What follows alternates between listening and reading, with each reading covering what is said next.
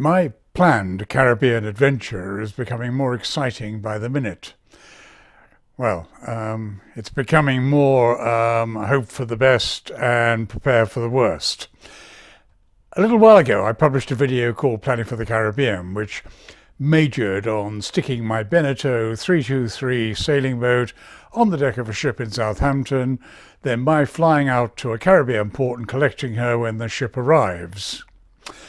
I've got a berth reserved in Martinique, and pursuant to all that, I flew out there a few weeks ago to check the berth out and have a look at the island, which I last visited almost 25 years ago. That info is in a video called Caribbean Reality. When I got back from that recce, I had some serious doubts about whether this was a really good idea. Added to this, Martinique went into 100% lockdown, as did Antigua. My Spanish driving license expired in September, and there was no sign of the replacement French driving license being issued by the French authorities. Plus, COVID restrictions made getting the boat at the start of winter from my home port of Boulogne here in France to the UK a nightmare of tests and travel locators forms and so on. I also began to wonder about the wisdom of keeping the boat so far away.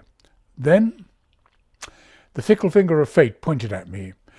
Martinique and Antigua came out of lockdown and became free to access with just 48-hour COVID tests. The French emailed me to say that they'd approved my driving licence application and the new one was on its way, and the weather here in northern France was absolutely awful, bucketing it down, and the central heating was going on. So I decided I would ship Golden Haze to Martinique. Now, there are 3 shipping companies that make that possible. There's Dockwise Yacht Transport, who sail out of Palma de Mallorca in the Mediterranean, and they own float-on, float-off ships. It's their own ships, and it's a system where the base of the ship drops down into the sea like a floating dock. You drive your motorboat in there and your sailboat in there.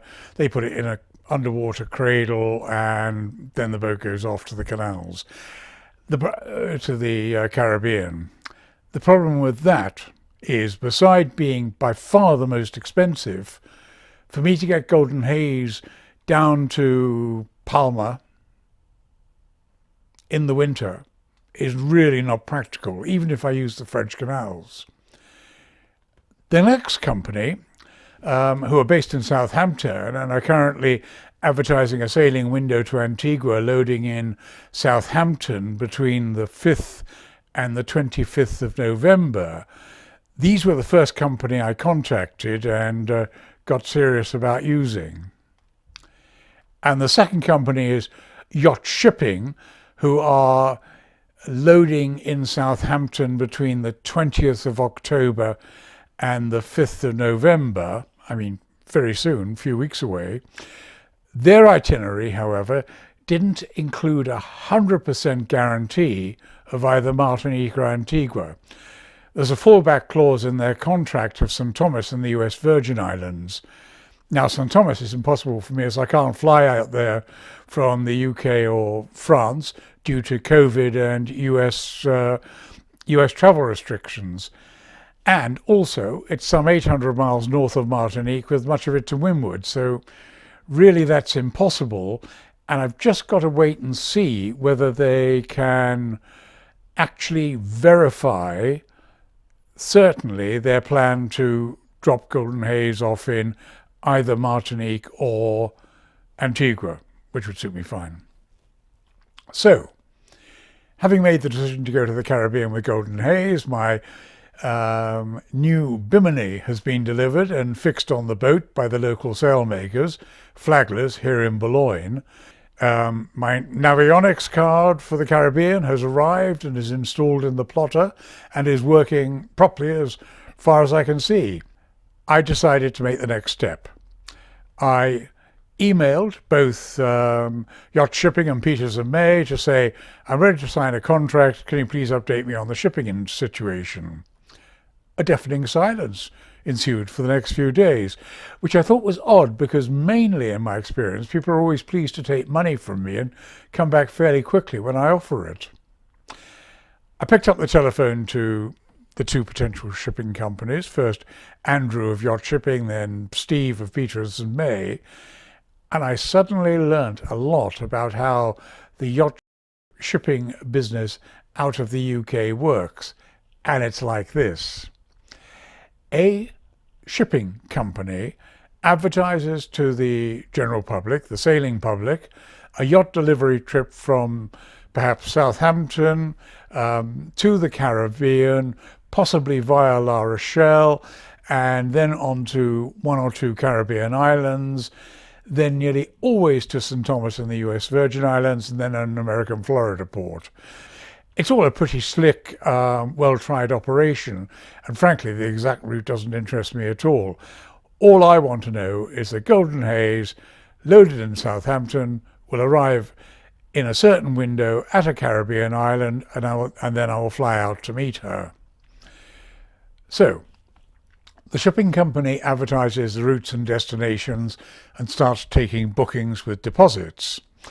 Nearer the departure date, it goes to the ship market and advertises for a ship that is available to do the route, dates, and has the right deck configuration to carry the yachts in cradles, plus, of course, its own cranes for loading and discharge.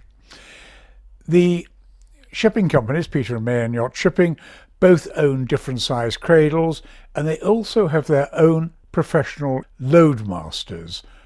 Loadmasters who select the required cradles from the details that the people who are booking have provided, and a few spare cradles, I understand. So when I spoke with Andrew from Yacht Shipping and Steve from Peters and May, I discovered that most boat owners, like me, were holding back from signing contracts because of the COVID international travel restrictions. But, like me again, we're now starting to come forward to book. Both YTS and Peters and May have gone to the shipping market to find and contract suitable ships, and both have found there are none available. Apparently, there's been a huge worldwide upsurge in shipping cargoes, and most merchant ships are already fully booked, fully contracted. The ship owners, of course, have to make a sort of decent profit, so it may be that the quantity of yachts actually contracted to be loaded, which is much lower than normal, of course, is making it difficult for Peters or May or Yacht Shipping to offer a high enough rate. I really don't know. Anyway, on the telephone, they both sounded optimistic that ships will become available. I've got no way of telling if that optimism is well-founded or not, but of course it only takes one ship for either of them to agree to do the charter, and they're in business. So in terms of will I get to the Caribbean or not this winter, I guess it depends on the fickle finger of fate. I'm poised ready to go, except I have encountered a further minor problem. Because I need to get Golden Haze near to the loading place in Southampton, where I would take down all the sails, the spray hood, the bimini, and anything loose on deck, all of a sudden the marinas I plan to use in Portsmouth Harbour are not available. Hasler's dredging and Port Solent, which is my preference, as I'm buying a new dinghy, outboard and life raft from Marine Superstore before I arrive in the Caribbean, where prices are much higher. Port Solent doesn't have any vacancies, or they say they've got none as of today. Apparently, boats will start lifting out of the water soon, so one could well become available. I don't want to use Southampton City Marina as it's just far more expensive than the others. And also, it isn't close to supermarkets and things. Port Solent is absolutely perfect for a place for me to be waiting in. I need to get Golden Haze to the UK and round to the Solent in the next weeks, with a decent weather window and getting the tides right. From here in Boulogne to Eastbourne is 45 odd miles, but Eastbourne is very tidal, so I need to find a window where I can cross the channel in daylight and arrive in Eastbourne 3 hours either side of high water, roughly, for planning purposes, and when, most importantly, the weather is settled. Then I'd whiz round to Brighton for an overnight, and then with the tide going in the right direction, heading me into Portsmouth. I could bite the bullet and go now when the rain stops, and just leave Golden Haze in Port Solent. But as the sailing dates to the Caribbean have now apparently become flexible, because they need to wait to find themselves this lacking ship, it could be a month's wait. A month in the visitor's berth in any of the marinas in Portsmouth Harbour is going to cost me nearly £1,000. Eye-watering. That's the price of 30 days at around £35 a day. Frightening, huh? When I load Golden Haze on the ship in Southampton, I then have to get back home to here in Boulogne in France as a foot passenger. The Dover-Calais ferries do not allow foot passengers anymore. So, having loaded Golden Haze onto the ship, I will have to take a train from Southampton to Gatwick Airport, get on an easy jet to Paris, and I don't need any COVID tests or anything because I've got two jabs. I would then, on arrival in Paris, get on a train to Lille and probably spend the night in Lille in a hotel because by then I'll be tired and it'll be late. And then get up the next morning and get on the train to Boulogne and then get a taxi home. The trip to Antigua to collect the boat and sail her to Martinique, I would need to get a 48-hour COVID test here in France, fill out a passenger locator form and buy a 2-day post-arrival COVID test for when I arrive in the UK. The day after getting these tests, I would need to get on a train to Paris via Lille, get on an easy jet to Gatwick, spend the night in a hotel in Gatwick, and then get on a BA flight with my 48-hour COVID test still valid to Antigua, where I'll have to rent a studio or a hotel room or something, and probably a car, whilst I wait for the ship to arrive, which is a variable date depending on weather or whatever. If all that fails, I'll just go to my place in Spain for the winter and try again next year. Any suggestions anyone has for making it simpler, look, please tell me, put them in the comments box, which is at the bottom of this video. I've put in the description to this video, I've put links to both Peters and May and Yacht Shipping in the video description. Both Andrew and Steve have been really helpful in helping me understand how their business works in order that I can make my own judgment call in the coming weeks. I'll let you know how it all goes, and maybe I'll be making videos in the Costa del Sol marinas this winter, or I'll be laying back in the cockpit of Golden Haze sipping rum and coke under the Caribbean sun. Dunno. Interesting to see what happens.